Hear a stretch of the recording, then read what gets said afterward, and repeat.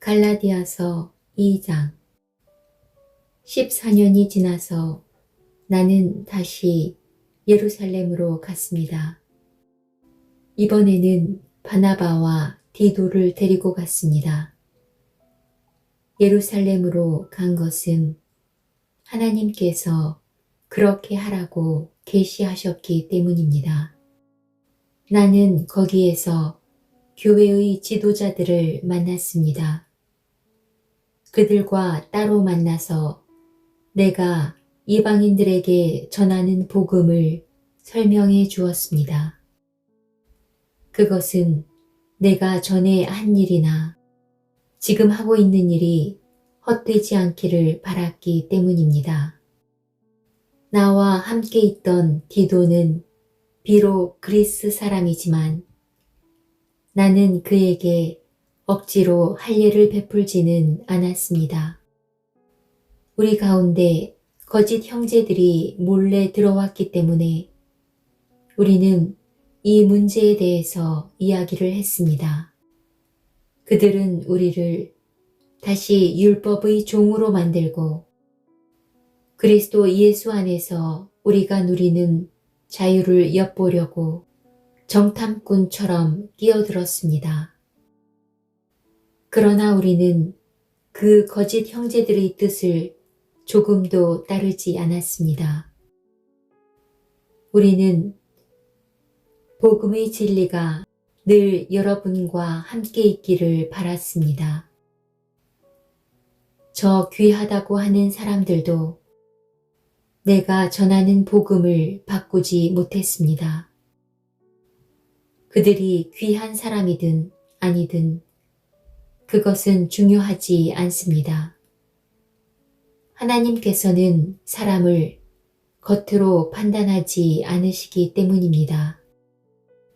오히려 그 지도자들은 하나님께서 베드로를 통해 할례를 받은 유대인들에게 복음을 전하도록 하신 것처럼 내게도 할례를 받지 않은 이방인들에게 복음을 전하는 일을 맡기셨다는 것을 알게 되었습니다.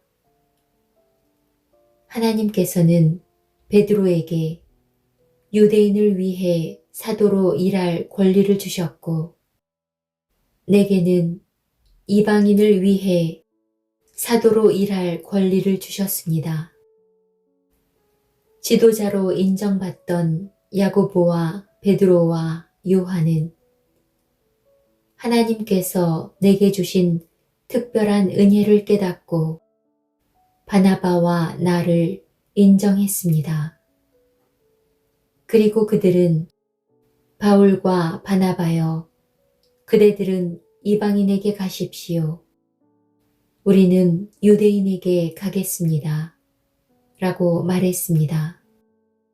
그들은 우리에게 한 가지, 곧 가난한 사람들을 기억해 달라고 부탁했는데 그것은 사실 내가 힘써 해오던 일입니다. 베드로가 안디옥에 왔을 때 그가 잘못한 일이 있어서 내가 그를 대면해서 나무랐습니다.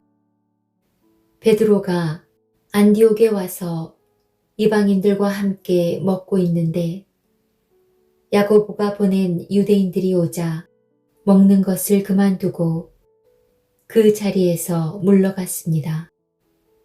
그는 할례를 받은 유대인들을 두려워했던 것입니다.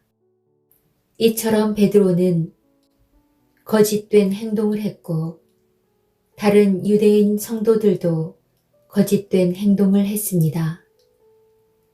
심지어 바나바조차 그들의 거짓된 행동에 유혹을 받았습니다. 나는 그들이 복음의 진리를 따르지 않는 것을 보고 모든 사람 앞에서 베드로를 향해 베드로여, 당신은 유대인이면서도 유대인처럼 살지 않고 이방인처럼 살면서 어찌하여 이방인들에게 유대인처럼 살라고 합니까? 하고 말했습니다. 우리는 이방인, 곧 죄인이 아니라 유대인으로 태어났습니다. 하지만 우리는 율법을 따른다고 해서 의롭다 함을 받는 것이 아니라 예수 그리스도를 믿음으로 의롭다 함을 얻는 것을 압니다. 그래서 우리는 의롭다 함을 얻으려고 그리스도 예수를 믿었습니다. 우리가 의롭다 함을 얻는 것은 그리스도를 믿었기 때문이지 율법을 지켰기 때문이 아닙니다. 율법으로는 어느 누구도 의롭다 함을 얻을 수 없습니다. 우리 유대인은 의롭다 함을 얻으려고 그리스도께 나아왔습니다.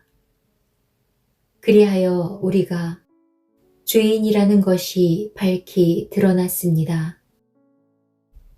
그렇다고 해서 그리스도께서 우리를 죄인으로 만드시는 것입니까? 그럴 수 없습니다. 내가 이미 헐어버린 그것을 다시 가르친다면 그것은 틀림없이 내가 죄를 짓는 것입니다. 나는 율법을 위해 사는 것을 그만두었습니다. 나는 율법에 의해 죽었습니다. 내가 율법을 향해 죽은 것은 하나님을 향해 살기 위한 것입니다. 나는 그리스도와 함께 십자가에서 죽었습니다. 이제는 내가 사는 것이 아니라 내 안에 계신 그리스도께서 사시는 것입니다.